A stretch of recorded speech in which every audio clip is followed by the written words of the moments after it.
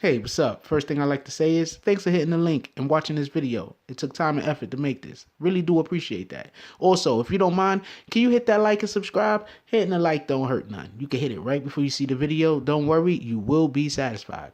Also, we trying to get some new things going on in this channel, and to do that, I need new equipment. And to do that, it really help if you could give some kind of donation. If you can't, it's cool. It is what it is. We still appreciate your presence here. If you can, that would be very nice, and link is in the description. Anyway, right now, let's get to our regularly scheduled program. Hey yo, I appreciate it if you could hit that like button right about now. Hey, what's up? BBN Network, Jack Frost speaking. Okay, so recently, Lawrence Taylor, he was caught in Florida. Why are all these black people getting in trouble in Florida? Like, seriously, like, you gotta get out of that place. Anyway, so recently, Lawrence Taylor got caught DWI in Florida. Well, just in all fairness, if you're driving while intoxicated or under the influence or whatever the hell, acronym that they want to use, you should be arrested and been held accountable. Don't get it wrong. I don't care what color you are. But so recently, the New York Giants legend Lawrence Taylor has pleaded guilty to a DWI in the state of Florida.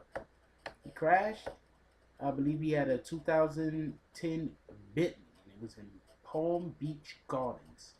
Okay, I'm not covering this story because I want to talk about how he crashed his car. I'm not covering this story because I want to talk about Lawrence Taylor specifically. I'm covering this story for the same reason in which why we have other individuals who are former athletes who run into problems with the law and specifically opiate abuse, because that's basically what they're accusing them of, opiate abuse.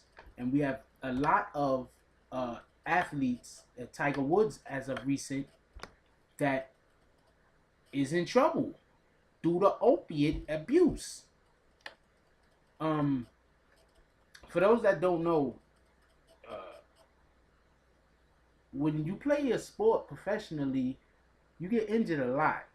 I know people like to say, "Oh, well, these guys are big, strong men." Yeah, but they're playing against other big, strong men.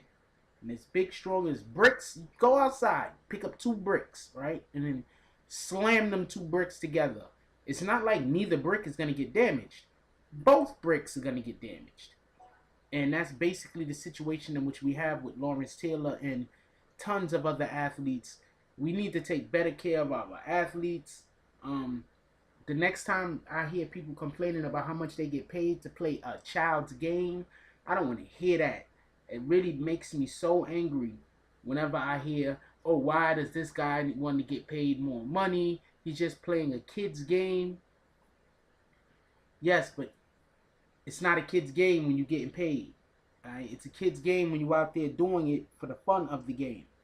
It's not a kid's game no more when you're doing it so you can feed your family and support your future generations.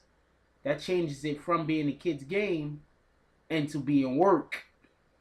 And when you're at work, then there's certain liabilities in which you take into consideration when you talk about how much somebody is or isn't to be uh, paid for their services.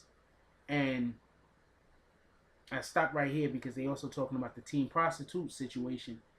And, a lot of these guys, they leave the sport and they leave the game, and there's tons of different problems that they run to in everyday life because you go from being, especially in Lawrence Taylor's case, arguably the best. Some people consider Lawrence Taylor to be the best defensive player ever in the history of sports of football. Some people consider him the best player ever in the history of football. He's a defensive player, so that says a lot. So with that being said, I want to know what y'all guys think about this. I think that this is a bigger issue. I think this issue plays into just the wear and tear of the sport of football. It's a dangerous sport. I used to play football, and I'm telling you, it's a dangerous sport. My first year, I playing in pads and everything. I remember I got bruised ribs going over the middle. I got cracked hard. My ribs, I got bruised ribs, and the coach wanted to send me back out there. Never gonna forget this dude. His name was Coach Yawn. He wanted to send me back out there to play. I had bruised ribs. They made fun of me the rest of the season because I had to sit out 1 or 2 games because I had bruised ribs. You understand? I'm a child. I'm not a grown adult at this time of my life. I'm like 16 years old.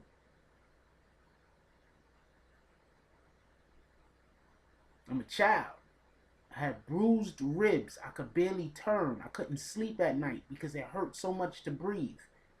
But yet, this coach make fun of me because I had to sit out a couple of games because the pain was too excruciating for me to make turns and cuts. Because I tried to play. I didn't just say, oh man, I can't play. I tried to play. Coach Young. Never gonna forget that guy. Never gonna forget that guy. So I want to know what y'all. I want to hear y'all.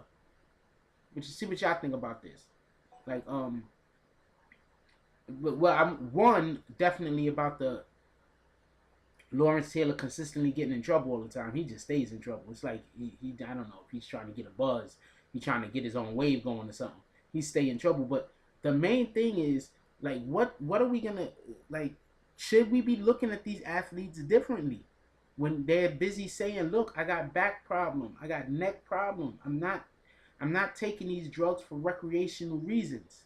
I'm taking these drugs because I can't go.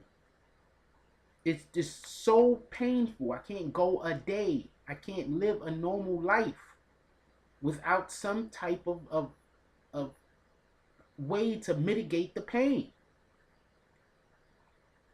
Like, I think that the courts and the government is just taking. They should take their situations a little bit differently in my regard. I think personally. So what do y'all think about this? Am I being too light on these athletes? Am I trying to deal with them with kid gloves, or is the police doing it right? Now, with that being said, anybody caught driving under the influence at all, you need to be held accountable, because I'm not talking about those specific cases. If you're under the influence and you're inebriated or you're incapacitated physically to the point where operating a vehicle is dangerous for you and other people on the road, then obviously you shouldn't be driving. Period. Point blank. Even if that's almost the case, you shouldn't be driving. Even if there's a case that you did whatever you did, and 5 minutes from that point it might kick in, and then you might not be able to. Then you should definitely not be doing it. What I'm saying is in other cases, should it be brought up that this guy has a drug problem when we all know what it really is? And should they deal with them the way that they should be dealing with them, as far as not them having a drug issue, but they have a problem that we have to try to find them some help. Uber's out there. He could have called Uber. But at the end of the day, what do y'all think about this? I want to know what y'all comments are. Alright, leave the comments down below. Like, comment, subscribe. Don't forget to hit that notification button. Share. That's all I got for you. I'm out.